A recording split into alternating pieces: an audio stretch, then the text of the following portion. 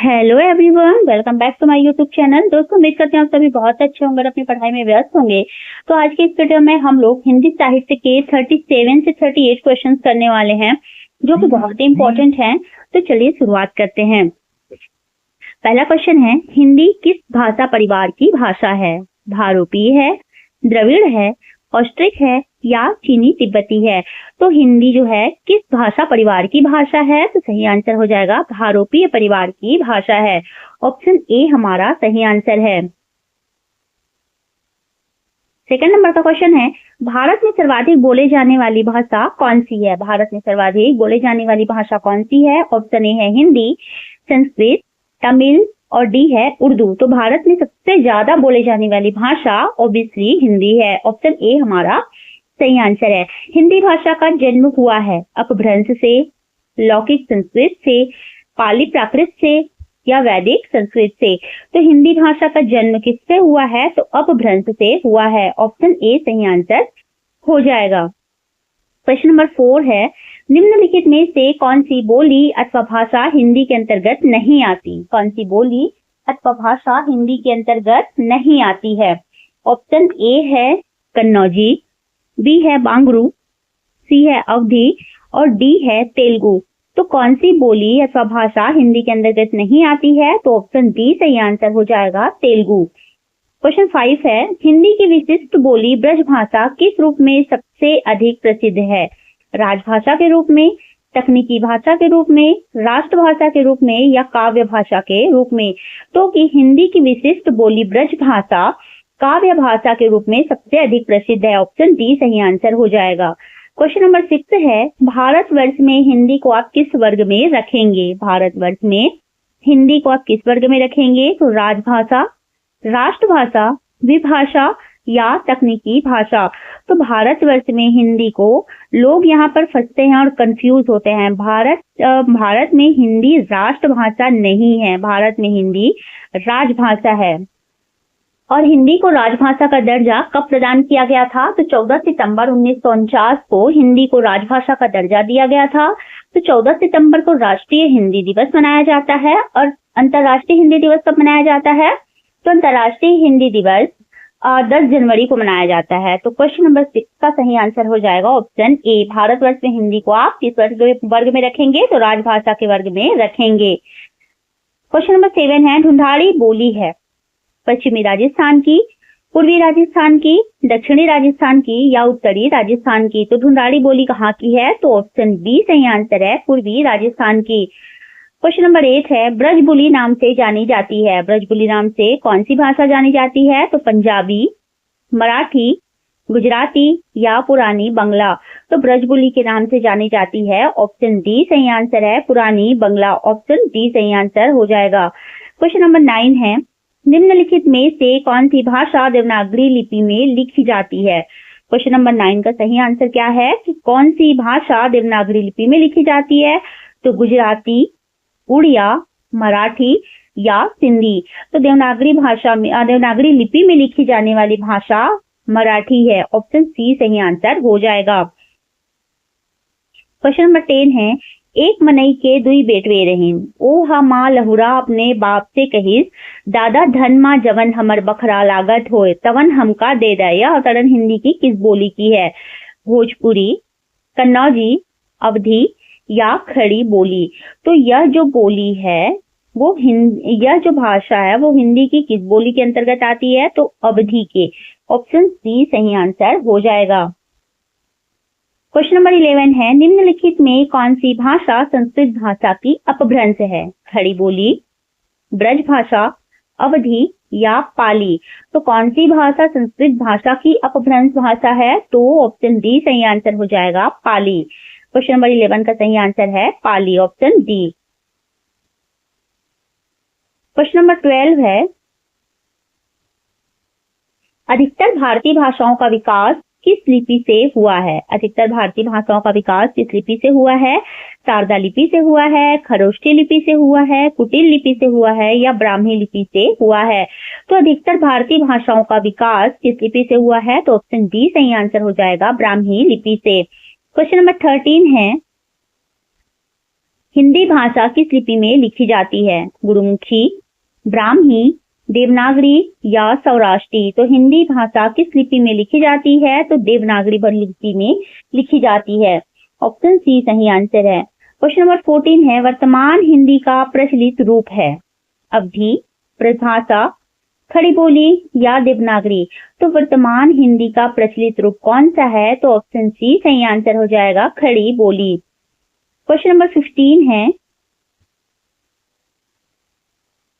हिंदी भाषा की बोलियों के वर्गीकरण के आधार पर छत्तीसगढ़ी बोली है। हिंदी भाषा की बोलियों के वर्गीकरण के आधार पर छत्तीसगढ़ी बोली है। पूर्वी हिंदी है, पश्चिमी हिंदी है, पहाड़ी हिंदी है या राजस्थानी हिंदी है? तो छत्तीसगढ़ी बोली क्या है? तो छत्तीसगढ़ी बोली है पूर्वी हिंदी। ऑप्शन ए सही आंसर है। अगले क्वेश्चन में आते हैं, हिंदी निम्नलिखित में से कौन सी पश्चिमी हिंदी की बोली नहीं है? क्वेश्चन नंबर 16 है, कौन सी पश्चिमी हिंदी की बोली नहीं है? तो बुंदेली, ब्रज, ऑप्शन सी है कन्नौजी, ऑप्शन डी बघेली। तो क्वेश्चन नंबर 16 का सही आंसर क्या हो जाएगा? कौन सी पश्चिमी हिंदी की बोली नहीं है? तो बघेली पश्चिमी हिंदी की बोली नहीं है। बढ़ते हैं अगले क्वेश्चन की ओर।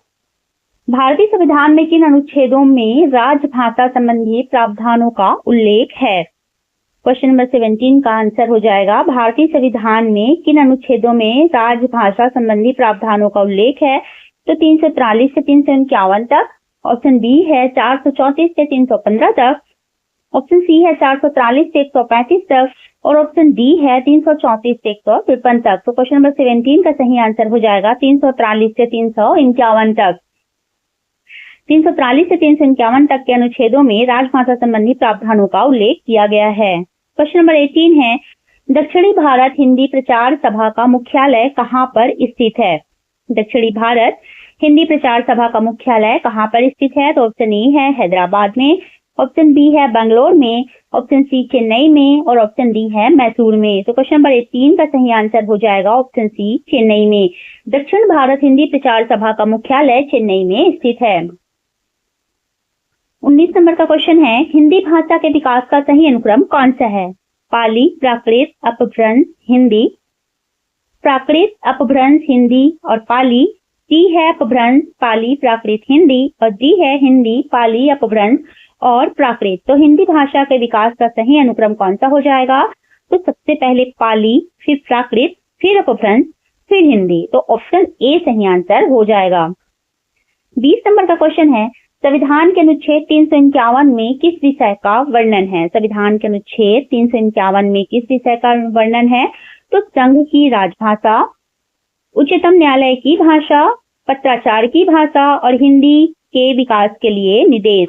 तो संविधान के अनुच्छेद 351 में किस विषय का वर्णन है? तो संविधान के अनुच्छेद 351 में हिंदी के विकास के लिए निर्देश का वर्णन किया गया है। तो ऑप्शन डी हमारा सही आंसर है। क्वेश्चन नंबर 21 है, ब्रज भाषा है, पूर्वी हिंदी है, पश्चिमी हिंदी है, बिहारी हिंदी है या पहाड़ी हिंदी है? तो ब्रज भाषा क्या है? तो ब्रज भाषा पश्चिमी हिंदी है। ऑप्शन बी सही आंसर हो जाएगा। क्वेश्चन नंबर 22 है, मगही किस उपभाषा की बोली है? मगही किस उपभाषा की बोली है? तो राजस्थानी, पश्चिमी हिंदी, पूर्वी हिंदी, तो ऑप्शन डी है बिहारी। तो मगही जो है किस उपभाषा की बोली है? तो बिहारी। ऑप्शन हिंदी खड़ी बोली किस अपभ्रंश से विकसित हुई है? ऑप्शन ए है मगधी, ऑप्शन बी है अर्धमागधी, ऑप्शन सी है सौरसैनी और ऑप्शन डी है ब्राचर। तो हिंदी खड़ी बोली किस अपभ्रंश से विकसित हुई है? क्वेश्चन नंबर 23 का सही आंसर हो जाएगा सौरसैनी से। हिंदी खड़ी बोली किस अपभ्रंश से विकसित हुई है? तो सौरसैनी से। चलिए आगे बढ़ते हैं। क्वेश्चन नंबर 24 है, भाषा के आधार पर भारतीय राज्यों की पुनर्संरचना की गई थी। भाषा के आधार पर भारतीय राज्यों की पुनर्संरचना कब की गई थी? क्वेश्चन नंबर 24 है, तो ऑप्शन ए है 1952 में, 1953 में, 1954 में और 1956 में। तो भाषा के आधार पर भारतीय राज्यों की पुनः संरचना कब की गई थी? तो 1956 में की गई थी। क्वेश्चन नंबर 25 है, भाषाई आधार पर सर्वप्रथम किस राज्य का गठन किया गया था? भाषाई आधार पर सर्वप्रथम किस राज्य का गठन किया गया था? पंजाब का, जम्मू कश्मीर का, राजस्थान का या आंध्र प्रदेश का? तो भाषाई आधार पर सर्वप्रथम किस राज्य का गठन हुआ था? तो आंध्र प्रदेश का। ऑप्शन डी सही आंसर हो जाएगा। क्वेश्चन नंबर 26 है, बघेली बोली का संबंध किस उपभाषा से है? बघेली बोली का संबंध किस उपभाषा से है? राजस्थानी, पूर्वी हिंदी, बिहारी या पश्चिमी हिंदी? तो बघेली बोली का संबंध किस उपभाषा से है? तो क्वेश्चन नंबर 26 का सही आंसर हो जाएगा पूर्वी हिंदी से। चलिए आगे बढ़ते हैं। किस तिथि को हिंदी को राजभाषा बनाने का निर्णय लिया गया था? किस तिथि को हिंदी को राजभाषा बनाने का निर्णय लिया गया था? ऑप्शन ए है 15 अगस्त 1947 को, ऑप्शन बी है 26 जनवरी 1950 को, ऑप्शन सी है 14 सितंबर 1949 को और ऑप्शन डी है 14 सितंबर 1950 को। तो किस तिथि को हिंदी को राजभाषा बनाने का निर्णय लिया गया था? तो सही आंसर हो जाएगा 14 सितंबर 1949 को हिंदी को राजभाषा का दर्जा प्रदान किया गया था या बनाने का निर्णय लिया गया था। 28 नंबर का क्वेश्चन है, वर्ष 1955 में गठित प्रथम राजभाषा आयोग के अध्यक्ष थे?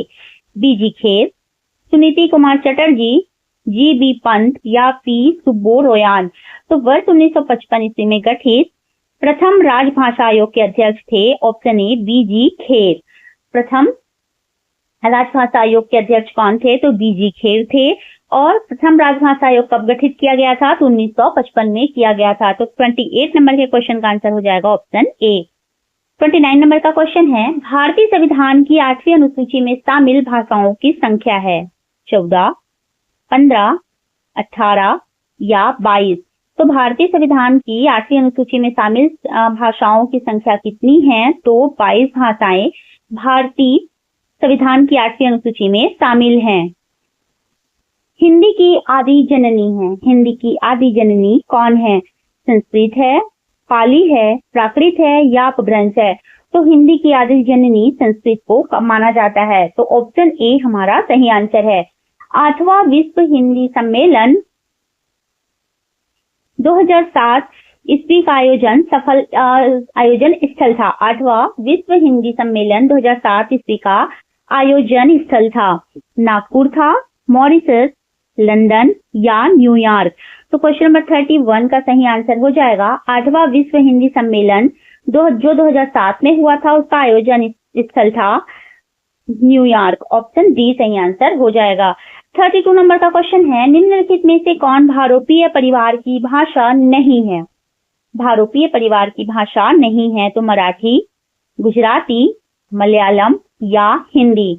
तो कौन सी भाषा है इन चारों में जो भारोपी परिवार की भाषा नहीं है? तो 32 नंबर के क्वेश्चन का सही आंसर हो जाएगा मलयालम भारोपीय परिवार की भाषा नहीं है। 33 नंबर का क्वेश्चन है, हिंदी दिवस किस दिन मनाया जाता है? तो जैसा मैंने पहले आपको बताया था कि हिंदी दिवस, राष्ट्रीय हिंदी दिवस मनाया जाता है 14 सितंबर को और अंतरराष्ट्रीय हिंदी दिवस कब मनाया जाता है? तो 10 जनवरी को मनाया जाता है। 34 नंबर का क्वेश्चन है, विकास की दृष्टि से प्राकृत की पूर्वकालीन अवस्था का नाम है? पाली, संस्कृत, हिंदी या अवहट? तो 34 नंबर का क्वेश्चन है, विकास की दृष्टि से प्राकृत की पूर्वकालीन अवस्था का नाम क्या है? तो पाली। ऑप्शन ए सही आंसर हो जाएगा।